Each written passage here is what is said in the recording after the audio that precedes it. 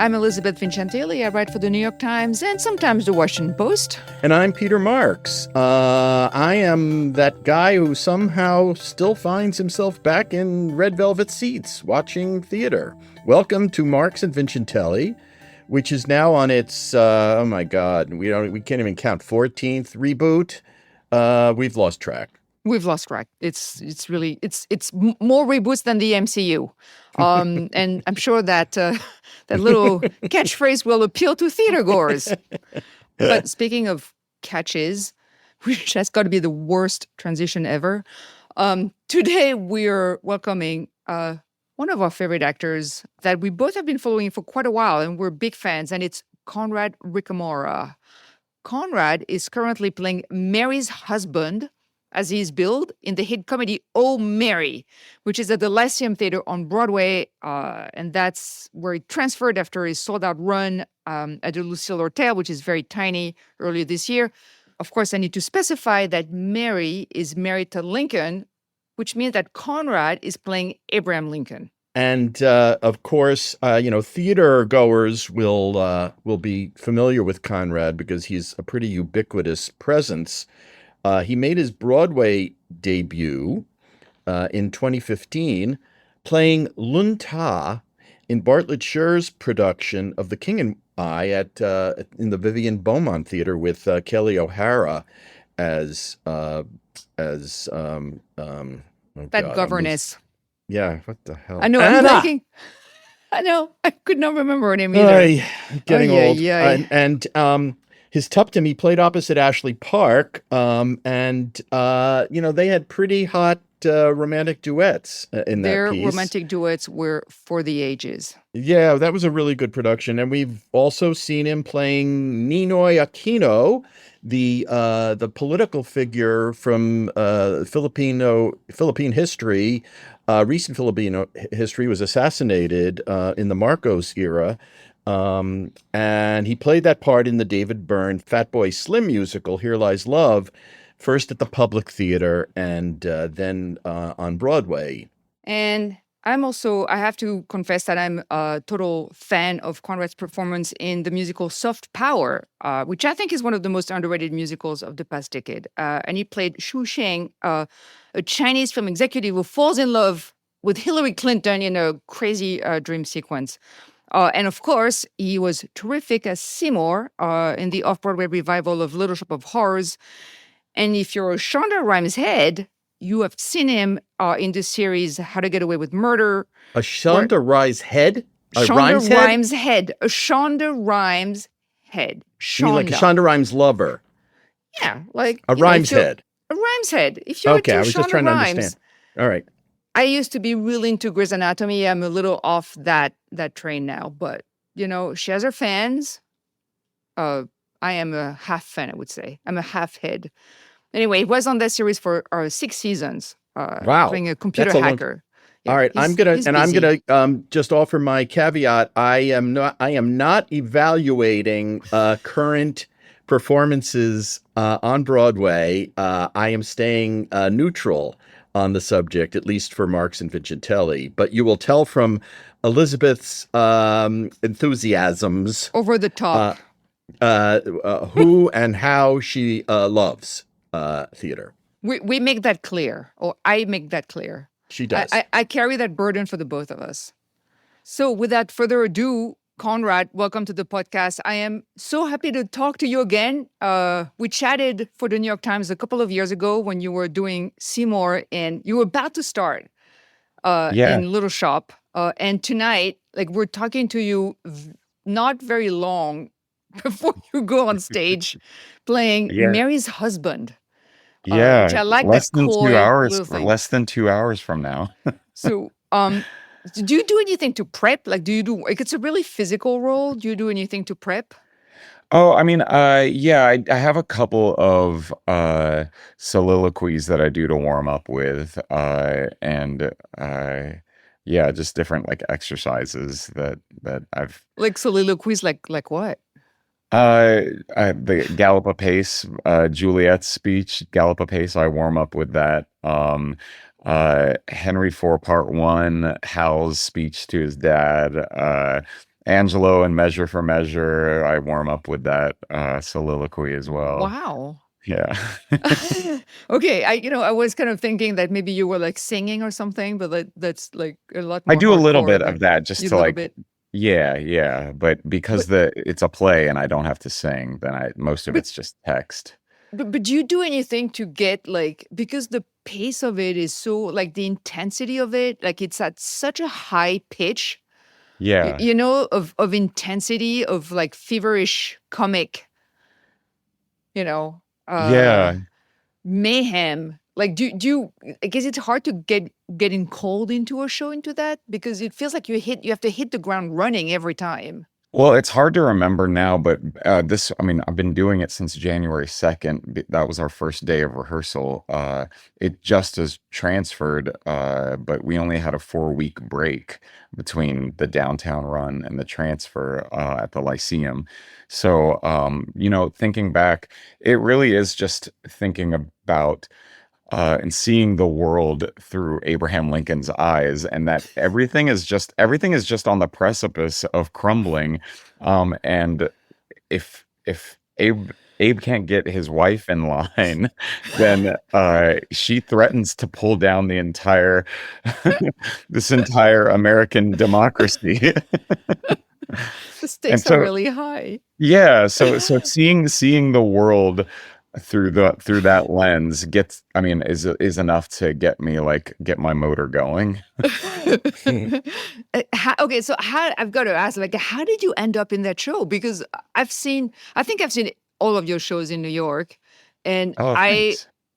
I was so happy, but also a little surprised to see you playing Yeah. Abraham Well, Lincoln. Sam caught wind of Here Lies Love closing around October, and then asked me to come in at the end of October, beginning of November, to just read with Cole. And then that was it. And then Here Lies Love ended at the end of November. And then we started rehearsals January 2nd. So I had December off and then back at it. I mean, you've had like some comic touches in some of your roles before, but never a full-on comedy. I Yeah. don't think so. Well, Like in New York City, I've when you, done a lot of regional theater. I did a season at Utah Shakes. I oh, did North Carolina Shakespeare Festival. I've done 2 Shakespeare shows in Philly. And then in my acting school, my grad school program was connected to the Clarence Brown Theater, which is an equity regional theater, and I played Tartuffe there for you did? for I Wow. did, yeah, for a paying audience. So it wasn't like it wasn't a student production. It was a full professional. So I have done. It's just in New York. Hmm. Uh, Right. yeah, I haven't. This is the first one. So Conrad, what was that transition like? Were you a kid who got into theater because you had a voice, or was it that you loved Shakespeare? I mean, what was the entree for you? I went to undergrad on a tennis scholarship. I Oh, I remember didn't. reading that. Right. Yeah. I didn't know theater even existed because I grew up on Air Force bases and there was no theater, there was no arts programs. And then when I went to undergrad on a tennis scholarship and I was studying psychology, I had to fill out the rest of my studies with electives, and I took a theater elective in my junior year. And I was assigned this monologue from Lemon Sky by Lanford Wilson, and it touched on his experiences with divorce, growing up in a family that had divorce in it, and that has shaped so much of my life. So I was assigned that monologue, and then I just felt this electricity like doing that monologue, and then I was hooked after that. But you didn't know you had this voice. I mean, the pieces you've sung in New York are demanding roles. I mean, they're powerhouse. They need real training for. Well, Are you no, I telling knew. me it just happened? It just sort of like you opened your mouth and this came out? Yeah. Yeah, I opened my mouth and it was, I have dreamed. No, Oh my What God. the hell? No, Like no, I'm no, no. having vapors just thinking of those scenes. Jesus, Actually. Elizabeth, I've never heard you like this. No, I knew I could sing as a little kid, but then because I was growing up on an Air Force base and it was such a machismo culture, when I Right. got the first day, the very first day of middle school, I was then in school with guys who had full beards, and I was like, oh, and people were getting physically hurt if they showed any Mm, kind of like softness or interesting. so I stopped. I completely stopped singing and I like focused only on tennis and just went the sports route because I saw the light. There was no, I wouldn't survive. So you weren't out at all, it sounds like. No. What did that do to you? Um, well, it made me more of an observer Mm, Mm, because I had to calculate. And growing up on Air Force bases and in the military, you're moving around so much that you constantly have to observe the new culture that you're moving into in order to fit in order to mm, survive. So that set me up to be an actor later in life when I, approach a script and you instead of imposing who I am on a character, I listen to what the script is saying, and then mm. through a lot of Alexander technique and blah blah blah training and just a ton of just different types of training and classes. I've learned to just listen to a script and then let it inform how I move and speak and yeah. Hmm. Interesting. so you were, I think you were in grad school when you got the part in Here Lies Love, Yeah. back when it was at the public. So you come to New Oh, it York wasn't even and at the public day. It was at the third workshop was at Mass Mocha.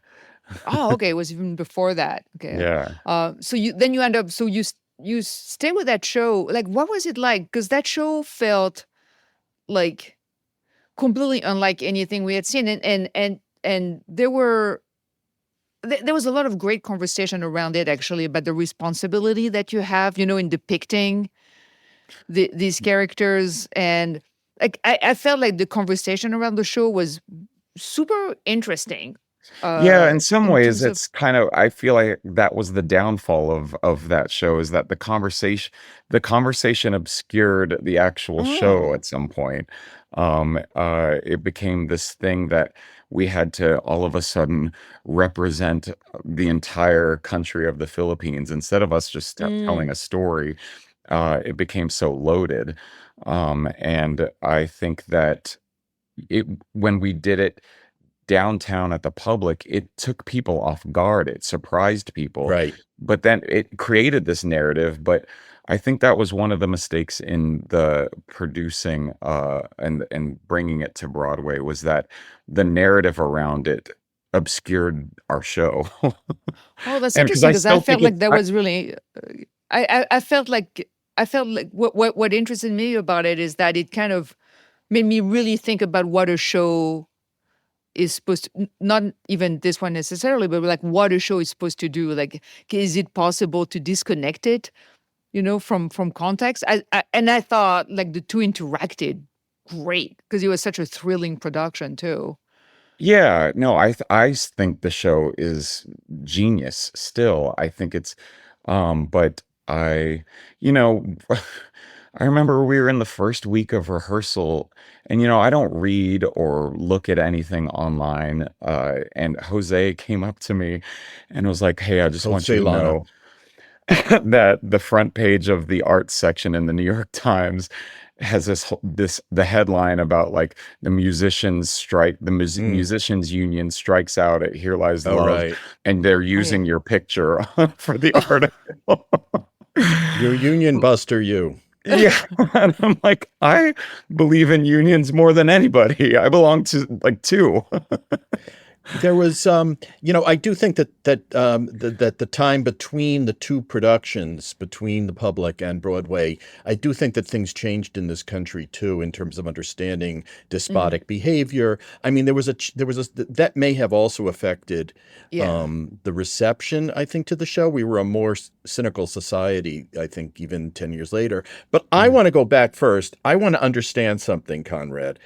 Tennis, okay. I love Yeah, I've tennis got my as a Arthur Ashe spectator. shirt Oh on. my God. Oh, Listen, but here's what I think. I watch a tennis player on the court and I think there is nothing more terrifying than being the solo performer in an athletic event where hundreds of people, thousands, obviously, if you're professional, watching you and analyzing every mistake you make, every time you miss a mishit, every time you flub, you hit it into the net. How does that experience of performance compare to performing before audiences in something where it's much more scripted and much more like maybe predictable in the sense that you have something, a line to follow? Mhm. What's the parallel? Which was more daunting for you? Well, in a lot of ways, I feel like my tennis gave me an advantage, no pun intended. Gave me it gave me Add in, yeah. yeah, it oh, gave me an advantage because that is the goal in when we get on stage as actors, is to present something that is scripted and make it feel like it's happening for the very first time, that it's Mm, alive. right, And you have to be listen on a tennis court, you cannot pre-plan right. like where your opponent is going to hit the ball. You have to be mm, listening. You Mm, really have hmm to be listening and watching the other person. And that's what makes performance on stage come alive, is listening and watching and then reacting. fascinating. mm, Yeah, yeah. And when you talked about, the solo aspect of it, I think I'm wanting to write a book about acting, but it also is connected to my experience of playing really high level tennis. Is that Mm, the act of bombing on a tennis court and on stage is right. actually something that frees you, like failure frees you. Wow. But so many people on both a tennis court and on stage want to protect themselves against failing and then turn Mm, in really pre-planned stale performances interesting. mm. that are like they're Fascinating. yeah, it's really to me, I'm so fascinated by it because you can turn in something that's safe, but it's never going to feel alive. Hmm. Wait, That's Go ahead. Sorry. oh, no, no, go ahead, go ahead. No, I'm fascinated by that comparison and what you're describing. I'm also like, I mean, first of all, does a tennis player have a sense of audience? I mean, do you have to shut down the idea that people are watching you for you to be able to perform on a tennis court? Uh, No. I feel like it's a matter of, I mean, if you do that, there's some sort of like psychosis going on if you do that. It's a matter of what you are, and this is the thing that I think is so beautiful about both of this idea of focus, is that it has to do with love. You have to mm, love mm, mm. you have to love the tennis ball that's coming at you enough no, I'm serious. You have I to love that. really pay attention to it and not be thinking about whether you're going to win or lose the point or the match. You have to Hmm, love the act of chasing down a tennis ball and smacking it to the makes sense. pinpoint. And on stage, it's like you have to love the character so much that you're inhabiting, that you are going after what you need to go after from the other actor. And that conflict, that live real conflict on stage, that's what makes it feel alive. Yeah, I love talking Amazing. about this kind of stuff. Well, Yeah, no, no, no. it's good. You're good. This is Well, so interesting. Go ahead. no, but I completely, I'm going to go on and on about the tennis too, because actually I was playing this morning because I love playing tennis. And 3.5 forever Yeah. is my motto. And recreational tennis players will get that. Yeah. But you're right that the act of going after that ball and that time when you get it back, preferably in a beautiful motion, Yeah. like that's it. Like that, Yeah. it really makes your day. Like And it's this kind of getting it right. yeah, but it's also like not that's the tricky part, is like your attention is in the moment and then it's over. And the idea of right or wrong, it doesn't really matter. It's just the idea of attention has to be there. Mm, And attention isn't, there's no judgment on attention. There's no good or bad when it comes to attention. Like, when it comes to performance on stage, somebody is either present or they're not present. It's and when somebody is present, that's not a good or bad. It's just is, and But it's but just I think alive. but I think of, like, when you're on a tennis court and somebody the person on the other of the net is returning with pace, which like improves your game. How much of that translates to the stage where your partners, and how much they return it with pace. Yeah. Do you have people that you work on stage with? Do you need them to be up on your level to improve your own game? Oh, I mean, well, working with Cole right now is making me a better actor every single night because they are so present and alive, and I feel so connected every night Mhm. when we're sharing the stage. And I felt that way working with Christian Borle, and it's definitely. In Little Shop. Yeah. Yeah, yeah. And it's definitely it's the best feeling. You feel like you're a combination of free falling and flying to where there's no net. You're just like soaring or falling. Well, okay, but so to continue the analogy, like, do you okay? So O'Mary went from very very small Lucille Lortel. She's a Mhm. small off Broadway house, not the Lyceum, which is a fairly small Broadway house, but it's still much bigger than the Lortel. So how Yeah. do you judge? Like, how do you calibrate your shot, so to speak, so you don't overdo it? Because I feel like, Yeah. so I saw it twice and I felt like your performance was bigger than last time, but bigger in a good way. Like Oh, looser, yeah. like you were just like throwing yourself into it, like so physically. Well, It yeah, was you great. feel, I mean, it's a natural thing. Anytime you walk into any room, you feel where the boundaries are, and you feel when that's why something like claustrophobia exists, because people have a natural Hmm. response to space. And, it's the same with the theater. When we first go into a theater, your body automatically takes in the parameters around you. And I always, also in rehearsal and then in tech, I spend a lot of time watching the scenes that I'm not in. From different, I move around all, like, from the back row of the Oh. balcony and I just keep moving steadily down when I'm watching in tech. And so I can get a sense of, as an audience member, I don't lose that connection that I felt when I was out in the house watching when I'm on stage. It all becomes this feeling of being connected.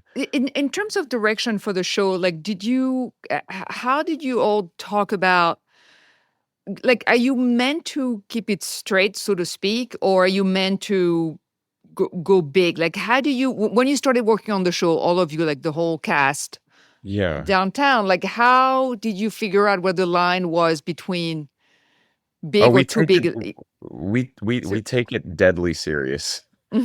right. Yeah, and we n- that's the really fun.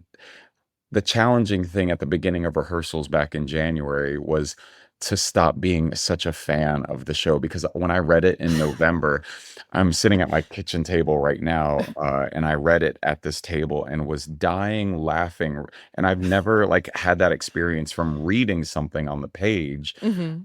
And then when we get into rehearsal, it's like, okay, switching that off and really you know, playing the character. Hmm.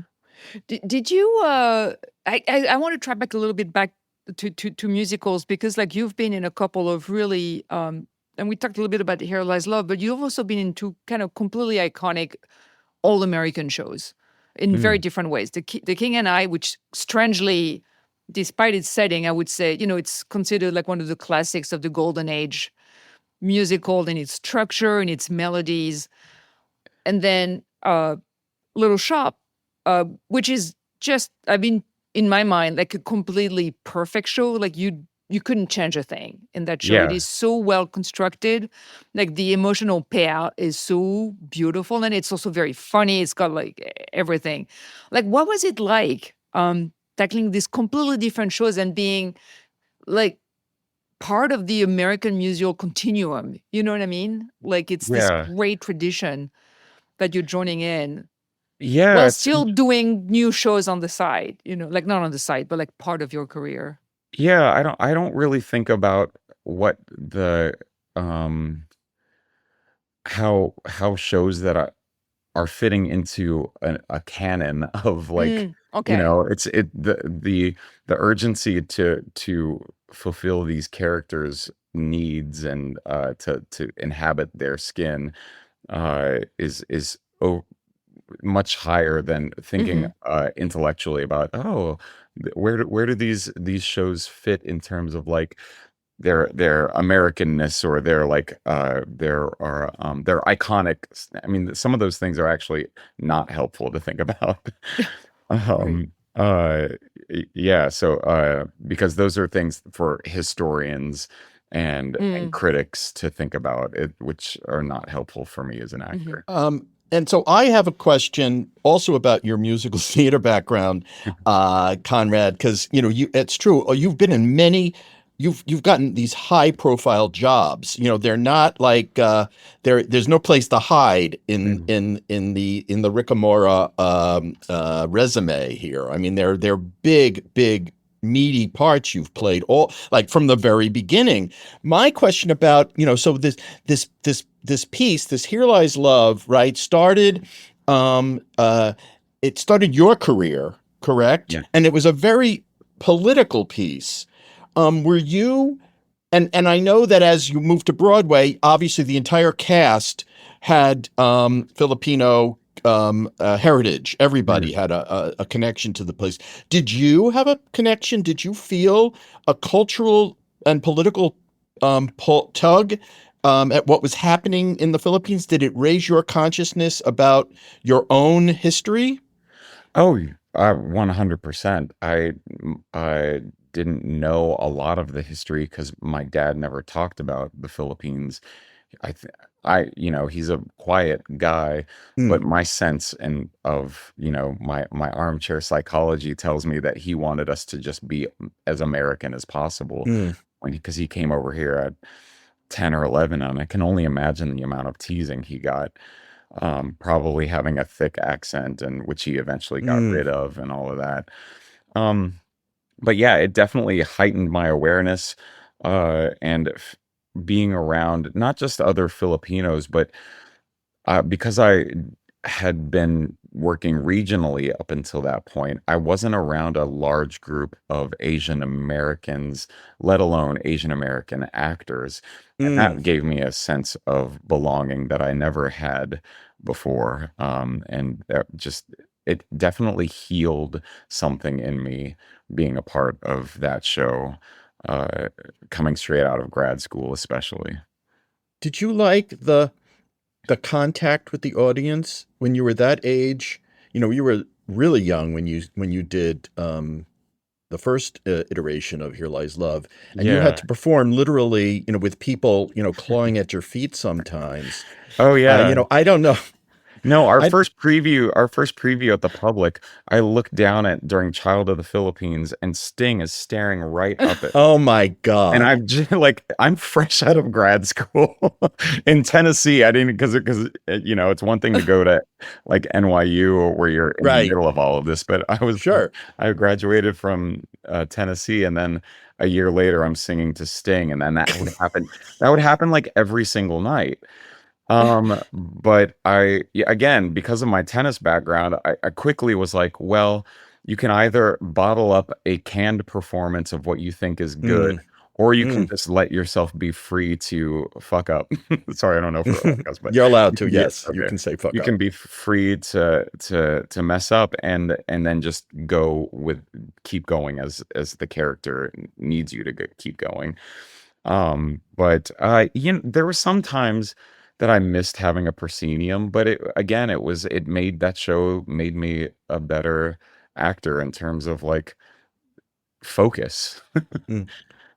And it's weird to come back 10 years, what was it, 10 years later to the same role? I mean, that Oh doesn't happen a yeah. lot to people. Well, I did it in 2017 at Seattle Rep You when we did. were on the hiatus for Murder.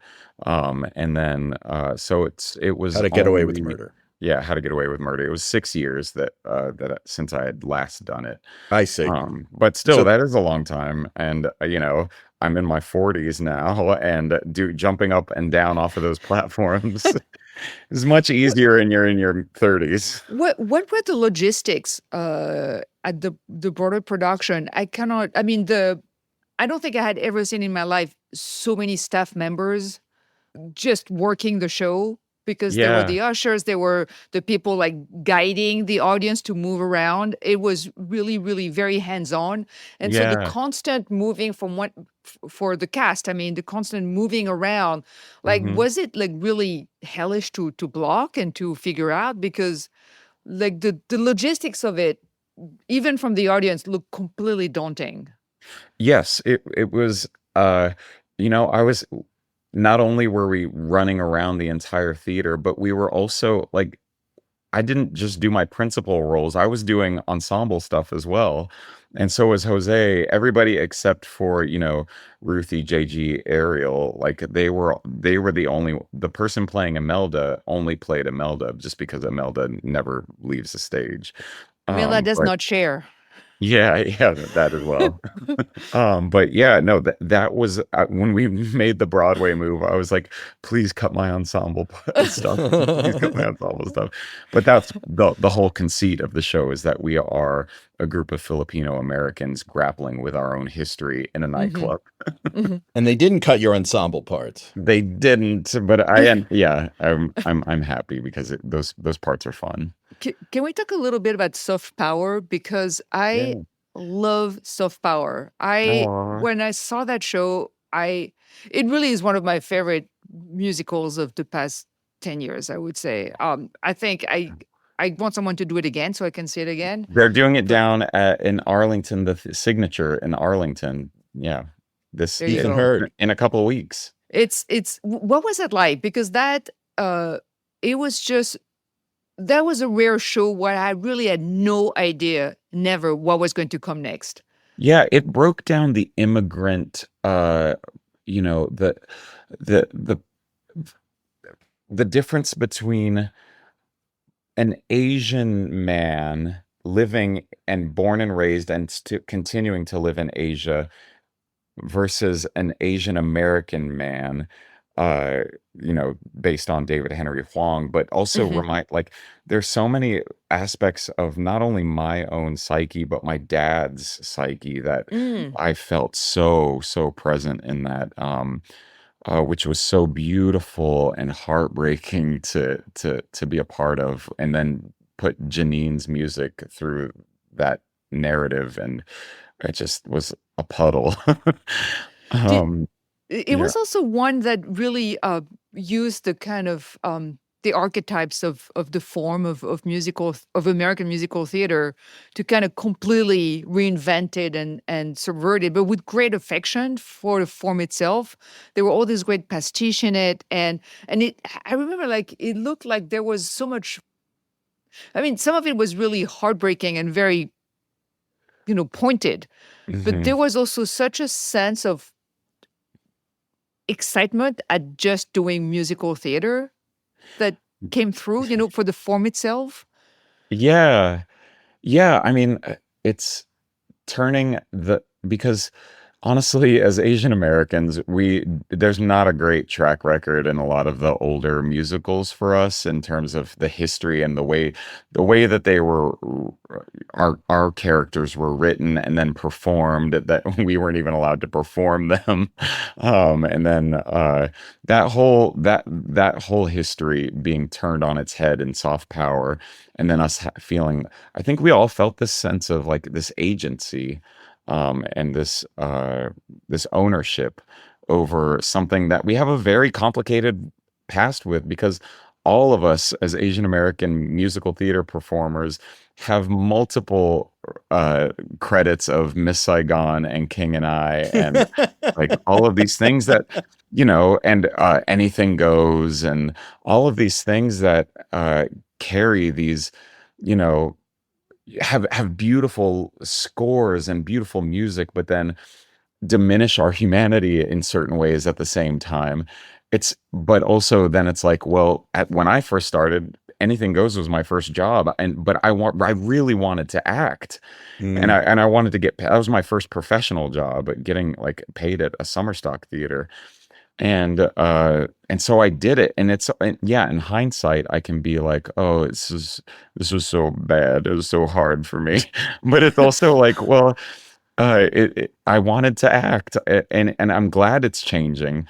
But there is a new acceptance for me of those older musicals, because I mean, not like let's bring them back. Like, Right. it's more of they existed very much in a capsule of the time that they were created in, and that capsule includes a lot of pain. But understanding those musicals actually helps me understand myself and my relation to the outside world right now. That's really interesting. I mean, because I think about you in The King and I, which, is kind of, it's very paternalistic in many ways. I mean, the story, is told, it's this, that whole idea of an English woman coming to civilize the Siamese, that whole thing. And, and Lun Ta and Tuptim is a slave girl, basically, an enslaved young woman. There are these tropes that you have to navigate as a modern guy. Yeah. And, and accept to be able to play these things. Because first of all, you want to work. And second, you want to sing these great parts. Yeah. And also you want to believe that that you will be a part of changing things, but how can you be a part of changing things if you don't get into the system that you want to change? And a lot of our as Asian American musical theater performers, a lot of our way in was through these flawed musicals, and that was the only way in. Right. I saw a production many years ago of Falsettos. It was done by Natco. It was done by an all Asian cast. Asian American cast. Anne Harada was in it. I think Jason Ma may have been in it as a kid. I mean, it was so moving. It was one of the best things I saw in the 90s in New York, because it was the expression of what musical theater should be. We really shouldn't be narrowing focus. We should be enlarging it. And if it's not, then there's something wrong with it. It can't last if it can't support that. Yeah. I think. Are there any roles, or I mean, you had mentioned when we had talked, you had mentioned some like dream roles that you had, like you would like to play at some point. Like, do those change? Do you still have the same ones you mentioned, Hal and Tom in Glass Menagerie, which I think would be a great Tom. Yeah, those are still big ones for me. But being a part of Oh Mary again, it's like when I've admired Cole's YouTube videos for 10 years now, and now that they are finally getting a chance to be on Broadway, I feel so lucky. But it's not something that I could have said that was my dream, because I didn't know like that was the direction that Cole's work is. So for me, I guess it's just continuing to discover people that I really admire and I'm fascinated by, and just hoping to work with them someday. And you go back and forth. I know you're on like 14 television shows or something like that. I don't. And they all seem to have the same like they had similar titles. They all have like death or murder or something or killing in them. Yeah, How to Die Alone is coming out in September 13th this year. But it's very, What's the other one? It's I mean, How to Get Away with Murder was the one I was right. on. And isn't there something else? And then The Resident was the medical drama that I was on for 3 years, recurring on. Yeah, those are Not the murder. There's only two, Peter. It's just your I thought there was feverish another. I mind. thought there was a third kill, like with killing in it. But anyway, yeah, maybe somebody was responding that you were killing in it. Maybe that's, yeah. Oh, that's nice. Yeah, right. Also, thank you so much. Of God, what a course. pleasure. I seriously wish I could see O'Mary every week because he's such a jolt of energy. It's like I Yeah. came out, it's like I had been drinking like 15 Red Bulls. I was completely wired. Oh, I'm so glad. I feel like Um, it's such a treat to be in it. So I'm glad that people are loving it. I don't want to spoil it for the listeners who have not seen it, but like that last segment is just absolutely perfection. It's bananas. It's so She's- bananas. She's fangirling. Thank you, totally am. Conrad, for Thank joining Thank us. you. I really love talking to both of you. So I hope we get Same to talk here. soon. Well, thank you. We'll see Take you care. around, I'm sure. Okay. Right. Bye. Take care. Bye. Bye. He's very nice. Dreamboat. Okay. I know we you're don't need like to keep my you're like dreamboat. over the top, Elizabeth. I love it's him. like control yourself. He's for one of my God's guys. sakes, He's one of my guys. woman. We can please. keep this in. I don't care. Everybody can hear me call Conrad Ricamora. Okay. I'm not the only one who say that he's a dreamboat because he's a dreamboat. You know? Okay. He is. Okay. So we need to wrap this up on that note. Mary is at the Lyceum. Peter, that's your papers again. Sorry. You're so analog with your papers. Oh my God. You're like. Like, don't you have your notes on Actually, I shouldn't say that that was because I you. printed Actually, out. I printed out my script too. It's That was so you. bad. That was you rustling paper, not me, Elizabeth. No, that anyway, wasn't me. I'm kidding. Oh, okay. Well, anyway, what was I saying? Oh, yes. Okay. Mary, Lyceum until September 15th. Maybe they're extended. Who knows? I'm about to go on a very exciting trip that I cannot talk about right now because it's for work and it's going to be a very exciting article. 2 very exciting articles. But what are you up to, Peter? Oh, that's very cool. I'm going to be going up to Stratford in Canada, and I'm going to be on a panel, a little discussion with Chris Jones of the Chicago Tribune talking about Edward Albee. They're doing a production of The Goat, or Who is Sylvia, at the Stratford Festival. So I'm going there to talk about that. And then I'm taking some time off. We're going to go to a beach in a faraway place.